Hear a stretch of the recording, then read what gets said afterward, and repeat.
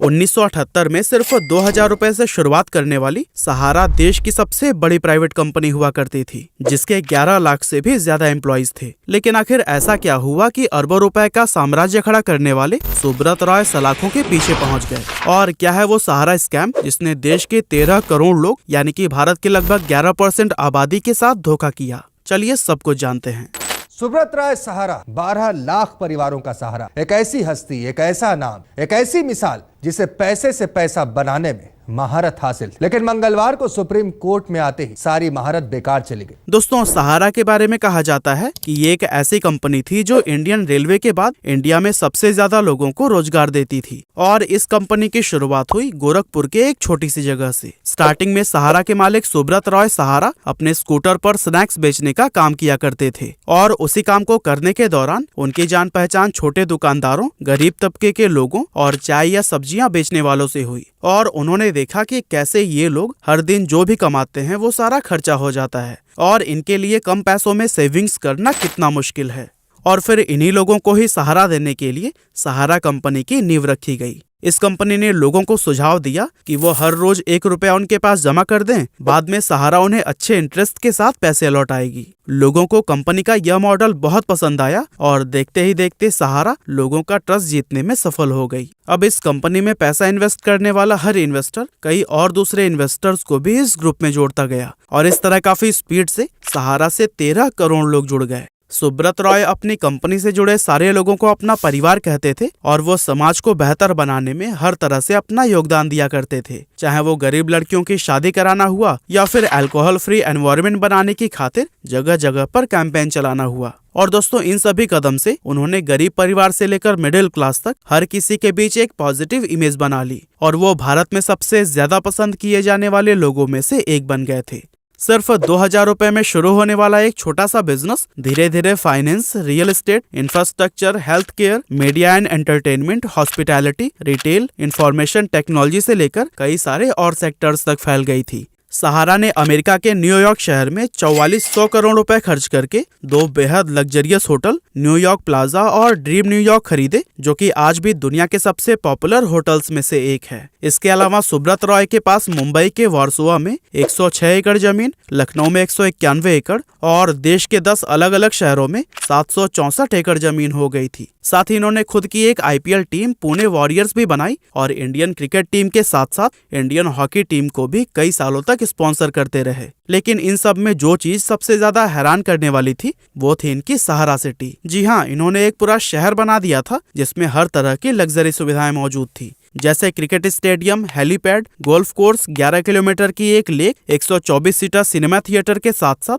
Health centre और कई सारे पेट्रोल पंप्स। लगभग हर तरह की सुविधा जो एक बेहतरीन और डेवलप्ड सिटी में होनी चाहिए वो सहारा सिटी में मौजूद थी। इसके अलावा सुब्रत रॉय ने मुंबई से मात्र 2 घंटे की दूरी पर अम्बे वैली सिटी नाम की एक टाउनशिप भी डेवलप की, जो कि 10,600 एकड़ में फैली हुई है। और इस टाउन में करीब 800 ऐसे लग्जरी बैंगलो हैं जिनकी कीमत 5 से लेकर 20 करोड़ रुपए के बीच में है। यहाँ 3 मैन मेड लेक्स बनाई गई हैं। इसके अलावा कई लग्जरी रेस्टोरेंट, 1300 यार्ड्स का एयरपोर्ट और मूवी हॉल के जैसे कई तरह की हाई क्लास फैसिलिटी इस टाउन में अवेलेबल कराई गई थी। और दोस्तों, उस टाइम सुब्रत रॉय बड़े बड़े पॉलिटिशियंस, फिल्म स्टार और देश के पावरफुल लोगों के बीच काफी फेमस थे और उनसे उनके काफी अच्छे रिलेशंस हुआ करते थे। इसीलिए इस एम्पायर को खड़ा करने में उनका भी काफी सपोर्ट मिला। लेकिन फिर सहारा पर पहली बार मुसीबत साल 1996 में तब आई जब एक इनकम टैक्स ऑफिसर की नजर इस ग्रुप पर पड़ी और उसने कंपनी में आने वाले हर पैसे का हिसाब मांगना शुरू कर दिया। उस समय सुब्रत रॉय ने कुछ फेमस नेताओं का नाम लिया और कहा कि कंपनी में पैसे इन्हीं लोगों के थ्रू आते हैं। अब अपना नाम आने पर नेताओं को एक्सपोज होने का डर लगने लगा, इसीलिए उस इनकम टैक्स ऑफिसर का ही ट्रांसफर करा दिया गया।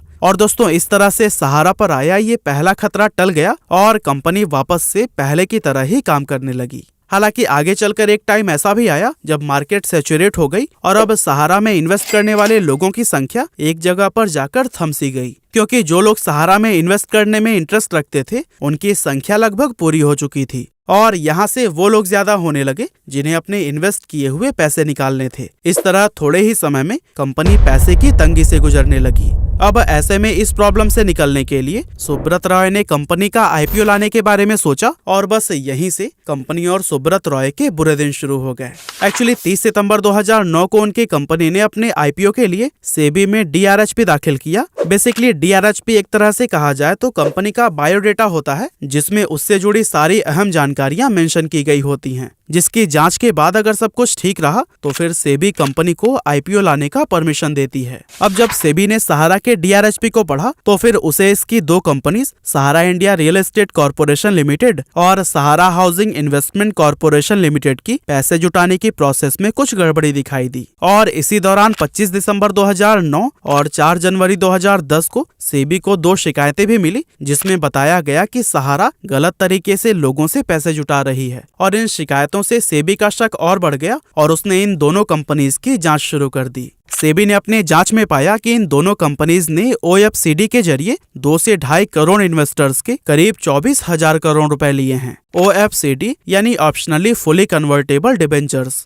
अब जो लोग नहीं समझते उन्हें हम बता दें कि ये एक तरह का डेट सिक्योरिटी होती है, जिसमें ओएफसीडी पीरियड खत्म होने के बाद इन्वेस्टर्स को एक ऑप्शन दिया जाता है कि अगर वो चाहे तो अपने पूरे पैसे इंटरेस्ट के साथ वापस ले सकते हैं या फिर उन पूरे पैसों से कंपनी के शेयर्स खरीद सकते हैं। अब ओएफसीडी इशू करने के भी कुछ नियम होते हैं, जैसे कि अगर कोई कंपनी 50 से कम लोगों के लिए ओएफसीडी इशू करती है तो फिर उसे इसके लिए रजिस्ट्रार से परमिशन लेनी पड़ती है। लेकिन वहीं अगर वो 50 से ज्यादा लोगों के लिए ओएफसीडी इशू करती है तो फिर वहां उसे सेबी से परमिशन लेनी पड़ेगी। लेकिन दोस्तों, सहारा ने तो सेबी से इस बारे में कभी परमिशन ही नहीं ली और इल्लीगल तरीके से ओएफसीडी के जरिए लोगों से पैसे जुटाती रही, जिसके बाद सेबी ने सहारा के इन दोनों कंपनीज को इन्वेस्टर्स के पैसे 15% इंटरेस्ट के साथ वापस करने का आदेश दिया। अब दोस्तों, सहारा इस ऑर्डर से इनकार करते हुए सेबी की शिकायत करने इलाहाबाद कोर्ट पहुंच गया, लेकिन हाई कोर्ट ने भी सेबी के ही फैसले का समर्थन किया और सहारा को सारे इन्वेस्टर्स के पैसे लौटाने को कहा। अब हाई कोर्ट से भी राहत न मिलने पर सहारा को सुप्रीम कोर्ट तक जाना पड़ा,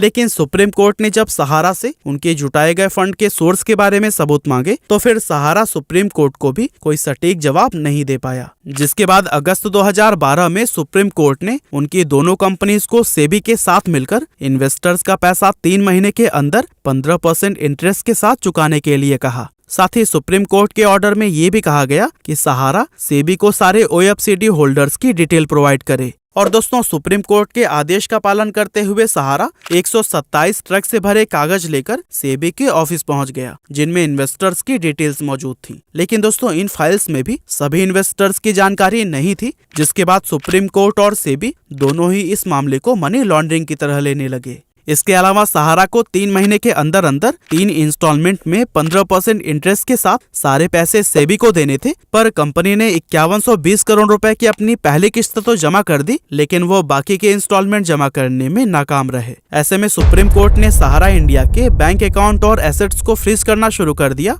और 26 जनवरी 2014 को सुप्रीम कोर्ट के आदेश पर सहारा ग्रुप के चेयरमैन सुब्रत रॉय को भी गिरफ्तार कर लिया गया। हालांकि मई 2016 में उनकी मां की डेथ हो गई, जिसकी वजह से वो पेरोल पर बाहर निकल आए और उसके बाद से वो आज तक बाहर हैं। अब सहारा के द्वारा पहले इंस्टॉलमेंट में जमा किए गए 5,120 करोड़ रुपए में से सेबी सहारा इंडिया के इन्वेस्टर्स को अब तक सिर्फ 138 करोड़ रुपए ही लौटा पाया है और बाकी के पैसे अभी तक कई सालों से उसी के पास जमा हैं। अब दोस्तों, सेबी इन्वेस्टर्स को उनके पैसे क्यों नहीं लौटा रहा है, इसके पीछे की वजह यह है कि डॉक्यूमेंट और रिकॉर्ड में इन्वेस्टर्स का डेटा ट्रेस ही नहीं हो पा रहा है। अब दोस्तों, हालात ये है कि ना ही सेबी इन्वेस्टर्स को पैसे लौटा पा रही है और ना ही सहारा बाकी के पैसे और डॉक्यूमेंट सेबी को दे रहा है। अब यहाँ सहारा ग्रुप का कहना है कि उसने सेबी को 22,000 करोड़ रुपए जमा करा दिए हैं, लेकिन सेबी कहता है कि सहारा द्वारा लौटाए गए पैसों से रिलेटेड कोई भी डॉक्यूमेंट उनके पास नहीं है और इस तरह से ये सारा मामला बीच में ही लटका पड़ा है। अब देखना यह है कि सरकार सहारा के बेसहारा इन्वेस्टर्स के हित में कोई ठोस कदम उठा पाती है या फिर नहीं। वैसे आप इस स्कैम के बारे में क्या सोचते हैं? अपना जवाब हमें कमेंट में जरूर बताइएगा।